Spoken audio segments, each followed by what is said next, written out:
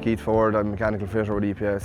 I picked this trade because it's such a widespread trade and I felt it would be more applicable to me after school.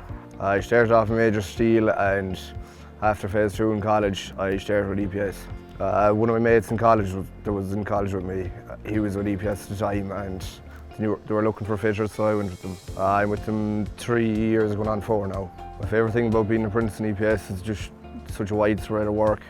Get to see the country, travel all over the place. You just don't know where you're going to be the next day or what role you'll have. Yeah, I'd recommend working with EPS to a friend. You get to meet new people. My day-to-day, good variety from any sort of work. But today we're changing belts in a blower and tomorrow God knows what you're at. It could be pumps or anything. When I'm finished the apprenticeship, I'll have a level 6 qualification in MAMF, Mechanically Automated Maintenance Fitter. If you're thinking about going down the mechanical line of things, it's a big good apprenticeship for you. It's so widespread. You're touching off a bit of electrics as well, so it's good apprenticeship. EPS, Rethinking Water.